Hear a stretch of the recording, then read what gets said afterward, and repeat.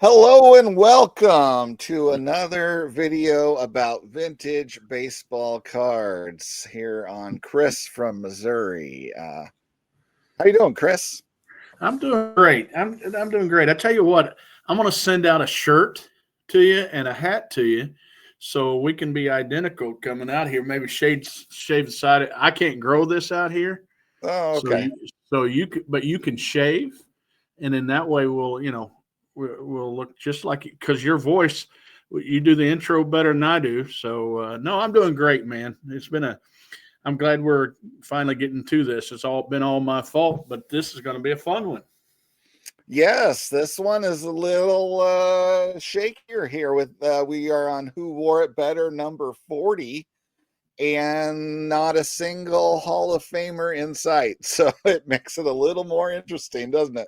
Well, it does. And so when I first wrote down when I made a list of players on these numbers that just came to my head, this looked like it was going to be, oh no, there's two numbers that just looked like it was going to be just boring and that kind of stuff, and I wouldn't like it. But in reality, it made me think a little bit more, made me do a little bit more research, and it could be controversial too, if so, which makes it fun for me. So Yeah, it seems unlikely that we will have exact lists with the choices we had to make this week. So, but well, yeah, you want to kick things off with your first honorable mention here? okay, well, this is of course our show of who wore it better, and and I we're going to have some things coming up, and I think we recently did with my pick is Jackie Robinson, where we're actually saying who wore it better, not necessarily who was the greatest that wore that number, greatest player, stat wise, different things. And this to me, this group's gonna raise some questions, and I narrowed it down to three, but I wanted to mention we're on number 40, and there was a couple really good pitchers for me that didn't make this list, and a pitcher that was what could have been, and the what could have been pitcher to me is a guy that played for the Royals, of course, my favorite team, and his name's Steve Busby. And Steve Busby, early on in his career, through two, he was had great stuff, and he pitched for a little bit, but not very long. He hurt his arm. If he was playing today, he would had a surgery and he'd be fine. But he threw two no hitters in his short career. And the other one that didn't make my list is Rick Wise. And Rick Wise was a good pitcher for the Phillies that I remember. But the only reason I brought his name up is I remember somebody wanting me to find a Rick Wise baseball card for him. So number four on my list of three, number four on my list of three is a guy by the name of Rick Sutcliffe. Now Sutcliffe didn't make my top three, but man, he was rookie of the year. He started a long line of Dodgers rookie of the year. Dodgers had four rookies in a row, rookie of the year in a row, and it was Sutcliffe and Steve Howe and Steve Sachs and Fernando Valenzuela was one of that list. So, but Sutcliffe won 171 games. He won a Cy Young with the Cubs. He went 16. He went 16-1 for the Cubs. He got traded to the Cubs, and he had a crazy year. So he won the Cy Young, and he was runner-up Cy Young. So I wanted to give him a little bit of attention. But number three on my list, Can I get my honorable mentions in first? Oh, I thought you'd do it. I thought you would do it when you go ahead and get your honorable mentions in. But what if you say one of my guys? But I guess what if I said one of your guys? So yeah, go ahead. Exactly. So to start things off, I did go for a long time pitcher who wore that number.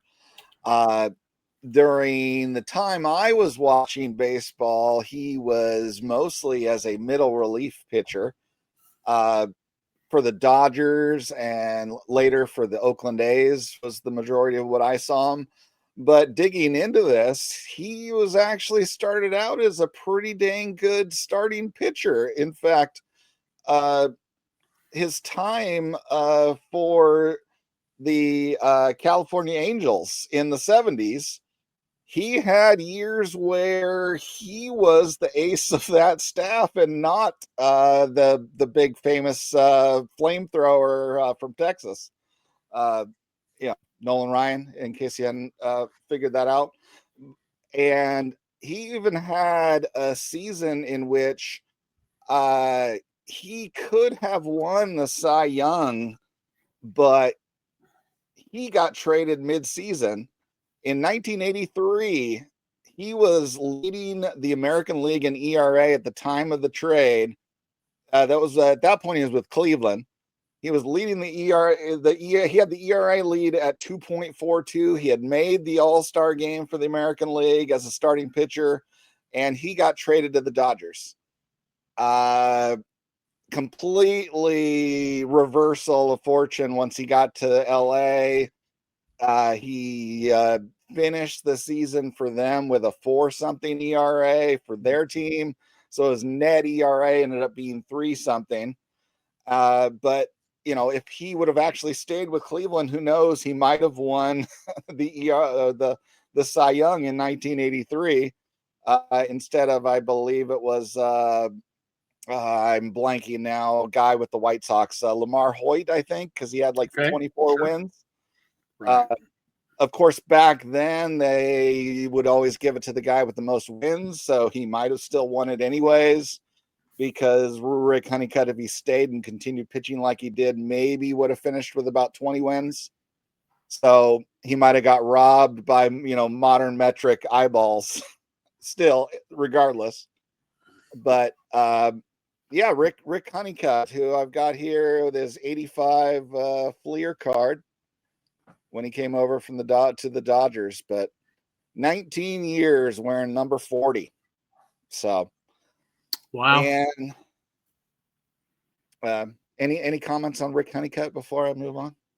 You had me confused in your little bit of start when you started talking about him. I thought you were going somewhere with another guy because to me you were describing him, but Rick Honeycutt was a really good pitcher. I do remember him, and I don't know why he didn't come up on my screen, because if you're smart enough to get him, shoot, surely I could have came up with him too, but I didn't. A good pick. Well, all his years as a kind of middle reliever didn't do wonders for his WAR number ultimately, so he ends up relatively low on that front. But okay. So besides that, I did have Mr. Sutcliffe there. Again, 85 Fleer card, which would be right after his 84 Cy Young season, which kind of a tale, completely different tale, as he came over from Cleveland early in the season where he was mediocre at best for this starts with Cleveland. And then, like you said, 16-1 once he got to Chicago and rode that to the National League Cy Young with, having 3/4 of the season of pitching dominance relatively. And the rest of his career was ho-hum, average to above average starter. So, which was why he doesn't crack the top 3. So, interesting story about Sutcliffe that I didn't say is on a few of my shows, I mentioned this American Legion League in my area. And Sutcliffe has always been known to be one of the best pitchers to pitch. He was grew up right down the road from me. He's quite a bit older than me, but he grew up down the road. And when he would come to our ballpark, that place was crowded. And so Sutcliffe was a high school phenom. Everybody loved him. And he's a real likable guy now too. He's funny he hasn't grown up yet. That's for sure. Well, he definitely grew up since he's like 6'7". yeah. He's a mountain of a man. That's for sure. Yeah.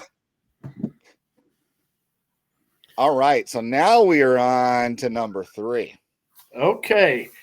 So are we going to go 3? Am I do 3, my 3, and you do my third, and you're going to do your third, and then second and second, first and first? I suppose we could. I mean, we're probably going to have the same three players considering who we've knocked out, but we might not have the same order. Okay. All right. So my number 3 is a guy at one time was on the top of the world. Now, the only reason he's ahead of Sutcliffe for me is what he did in the postseason one time. And my number 3 has a 30 is Madison Bumgarner for the Giants. Now, in 2014, my Royals made it to the World Series in the first time for a long time. And Bumgarner just had an incredible World Series. And he might have won that thing on his own. But, when I go back and look at his complete stats, because I haven't kept up with him, but he ended up with a 37.2 WAR. He won 134 games, only 10 games more than he lost. He had a low ERA, which considered low now, with a 3.47.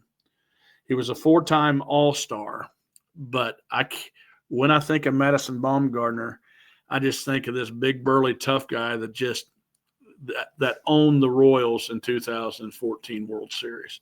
So I present to you my number 3, Madison Bumgarner. They compare him to people. His closest comparisons are Johnny Cueto and Doc Ellis, 2 guys that are not close to the Hall of Fame. And but my number 3, Madison Bumgarner. You couldn't pull a card from him. Oh, thanks for reminding me. Matter of fact, it is the only card in these 3 that I have to show you. So that's the rookie card there. I went out after the 2014 World Series and I said, I better get this guy. He's going to be something special. And so there it is, Madison Bumgarner. All right. Well, I'm not going to say where I placed him yet, but I am going to say it sounds like you got some homer bias going on big time there. And you kind of developed feelings for him similar to me and Jack Morris for what he did to my Braves in the 91 World Series. So, yeah, I can't say that is an unbiased opinion you're providing there for this week's episode. So maybe not. I didn't throw this card yet. We keep talking about that 2014 World Series. It might be tossed somewhere. Well, who do you have at number 3 then? I have gone with a guy that was a fan favorite, long-time pitcher, pitched into his 40s, and to me is, in the Hall of Very Good. He did win one Cy Young, but when you look at it from the lens of did he deserve that Cy Young, I would say no.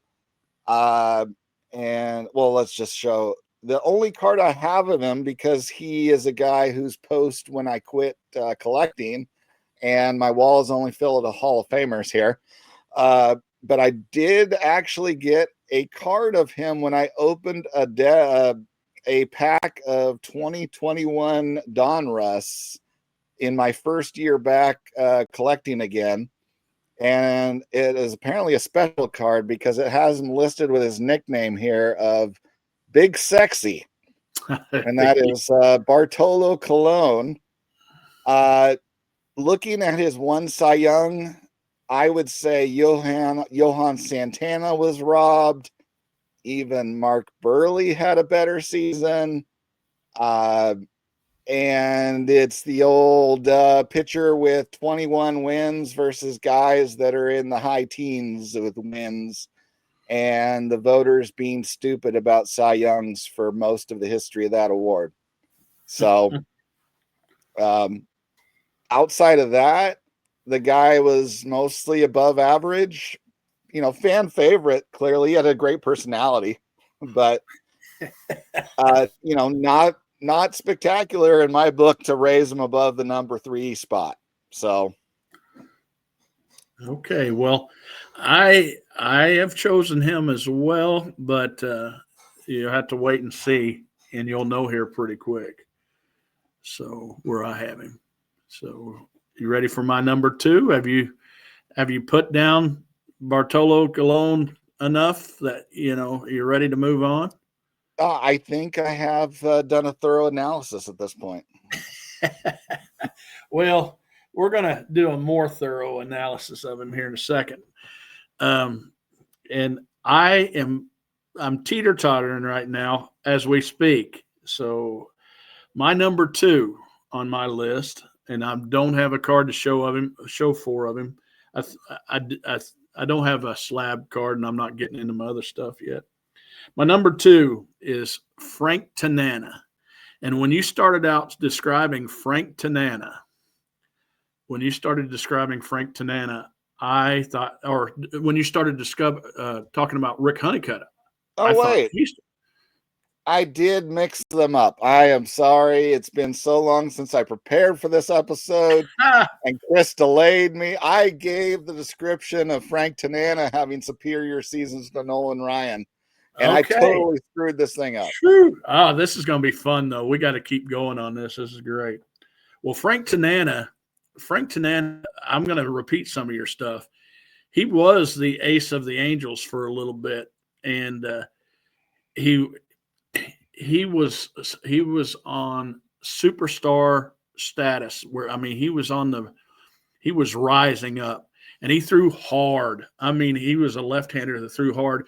And there used to be this old saying back when Warren Spahn and Johnny Sain were on the same lineup or same team. People used to say their pitching staff should be Spahn and Sain and then pray for rain, because nobody else on that staff was any good. Well, yeah.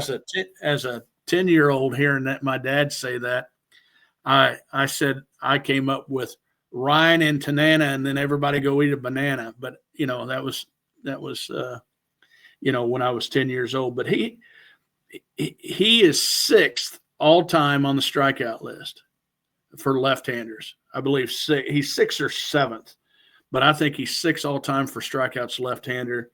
He has 2,773 strikeouts.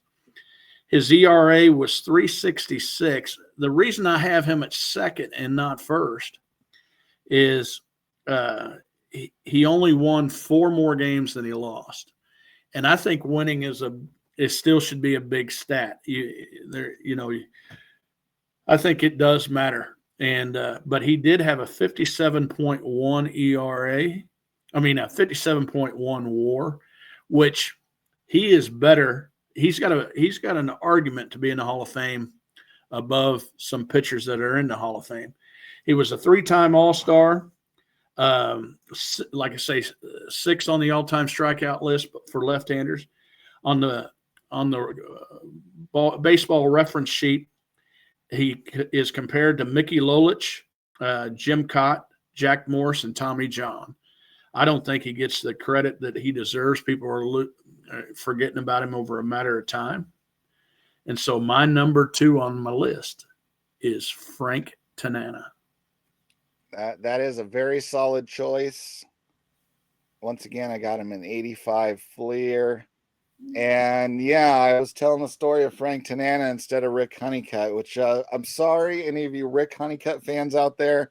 He actually started with Seattle and then Texas, where he was mostly just a above average starting pitcher until he had that one bust out season with Texas and got traded to the Dodgers, and then spent most of the rest of his career as a reliever. But yeah, Frank Tanana is one of those guys that's, that same sort of tier with Jerry Koosman, maybe another guy, where really reliable, good starting pitcher for a long time, but just a guy you don't really think of as a Hall of Famer. So he had to learn to pitch differently, John. He, like I say, he blew out his arm or his elbow, and he would throw upper 90s and just had the stuff. But then he came back and he was a finesse pitcher, and he mastered the ephus pitch, and he would tie people up in knots. He was really good. That does explain the fact that in his prime years there, I'm seeing 75, 76, 77, he had 269, 261, and 205 for strikeouts. And then the rest of his career, barely over 100. So, right. And I think I think he might have led the league in strikeouts one time. He did lead the league in 1975. Okay. He finished 4th in the Cy Young voting that year, and then 3rd the next year. And I'd say both those years, it was a case where Jim Palmer was having some of his prime seasons, and he had no chance to win the award. Sure. So is that who you have as your second place? That is who I have as my second place guy. Okay.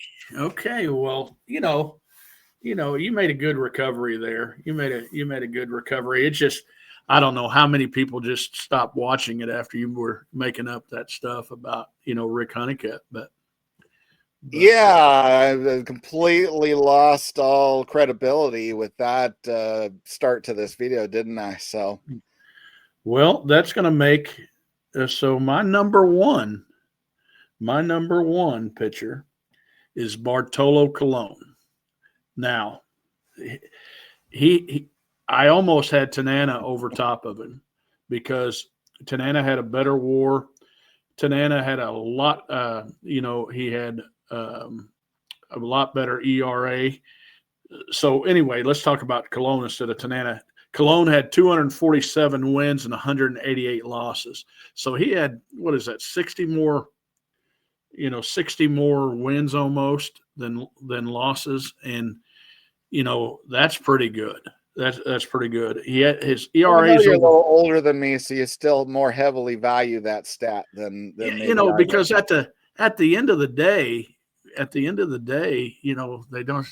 When they talk about the whole team had this many wins. They don't talk about how good of other stuff they had. Well, your team actually has to score runs, so. Yeah. I mean, it's kind of about as valuable as attaching wins to quarterbacks as if the defense doesn't matter. So, well, it's a lot like that. But there's guys. You brought up Jim Palmer. Jim Palmer doesn't get the credit that he deserves. But when Jim Palmer never gave up a grand slam because he didn't try to strike everybody out, and that's why he would, he wouldn't walk somebody. He'd pitch to him.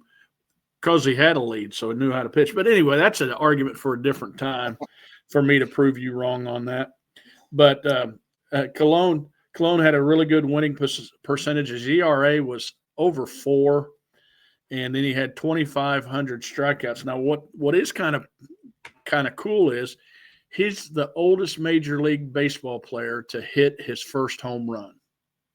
Now, I don't think you'll find that anywhere on a stat sheet anywhere, but late in his career when he was a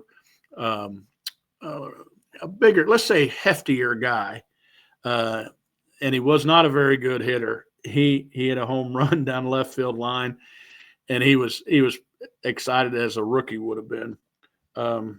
But he's a 2-time All-Star, a Cy Young Award winner. I love the nickname Big Sexy. That's awesome. And Baseball Reference has him compared to Jack Morris, CC Sabathia, Jim Bunning, and Louis Tiant. Barely to be number one for me on the player that wore number 40 the best is Bartolo Colon. All right. What say you? What say you, John? 3D. So I guess you're a fan of long-term, above-average compilers. Okay, so we got that out of the way. I am more of a peak performance-oriented guy of who gave us the best during their prime years, and there's no one even close on this list to Madison Bumgarner on that regard. He, had a short career with, unfortunately destroyed by injuries early. But while he was there, the guy is a all-star Cy Young candidate every year. But what separates him even more is when the bright lights were on, the postseason pressure was there, the guy performed. He was clutch. And I know it hurts you deeply, but without him in 2014, the Giants did not win that World Series.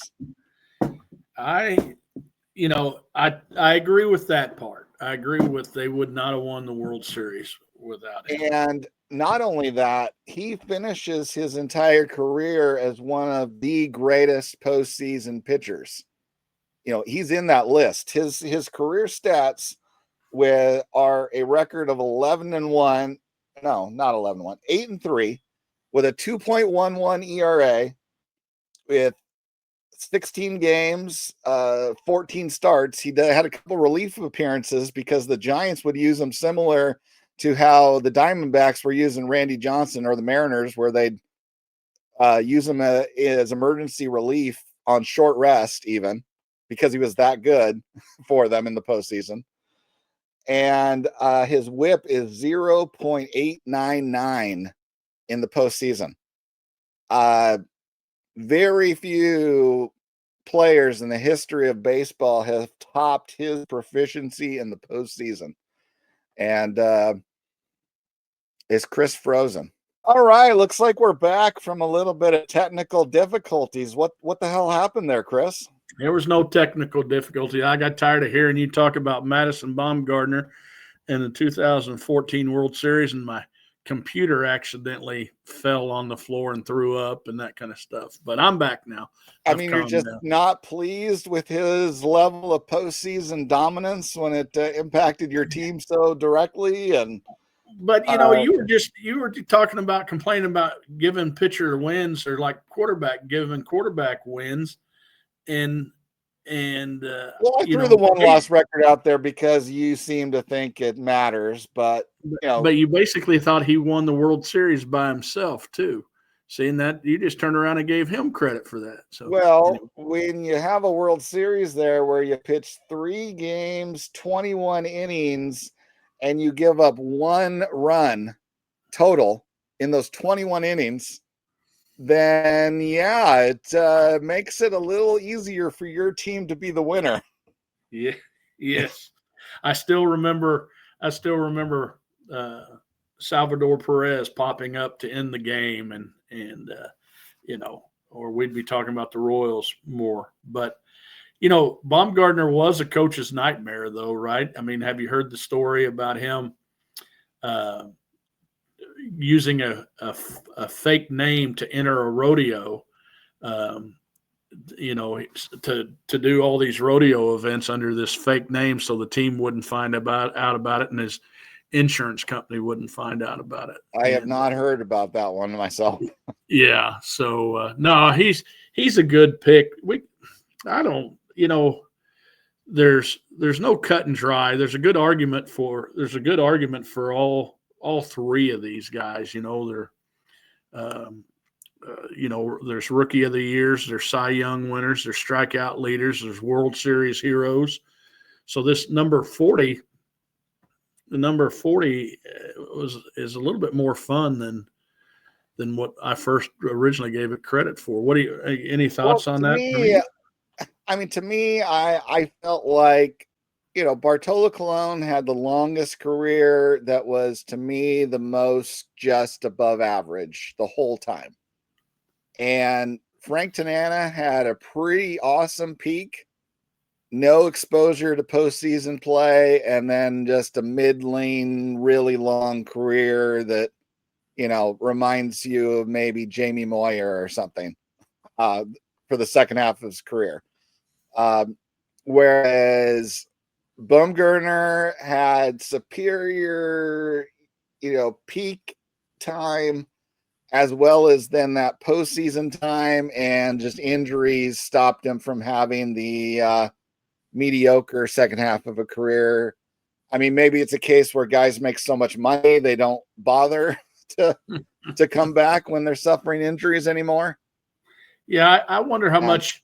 I wonder how much he loved baseball. I'm sure he did, but he was always doing the rodeo stuff and different things. So I picture, I don't know what he does for what he does now, but I picture him living on a cattle ranch somewhere,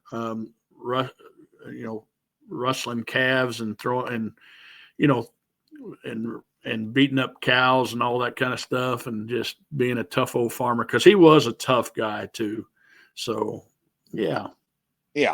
So I kind of like my list better than yours, Chris. I just don't value long-term above averageness. So Oh, I that's see. my I see. Well, I'm going to give, I just wanted to give it to somebody that had a better winning percentage and more strikeouts, some bigger numbers. But I totally understand why you would choose that way, because you also don't like rookie cards. And but why don't you get us set up for next Who Wore It Better, because we're going to have to agree to disagree on this one, but at least we got mainly the top 4 players on here. So yeah. get us set up. What are we doing? Yeah, everybody. So next week, just to give you a heads up, we'll be coming back with number 39, which does have a couple Hall of Famers to make it a little easier at the top end of the list. But we'll be kind of skimming around for deep cuts to fill out the rest of our folks. So until we get to those low digits that have just a whole plethora of Hall of Famers, we'll be scraping a little bit in some of these numbers. So, but we can bring interesting stories to the mix. So yeah. So basically, on the number 40 on Who Won It Better, it's either Cologne or Baumgartner that we choose. Those of you that have watched this fiasco that we've done today, why don't you comment below and see who got it closer to being right? And are we ready to sign off? I'll let you sign off everything. Or did we completely botch it and maybe it should have been Tanana? So I'd like to hear from everybody. Like to hear from everybody. So all right, go ahead and sign us off, John. All right. Remember now, it's just a hobby. Collect what you like. Bye for now.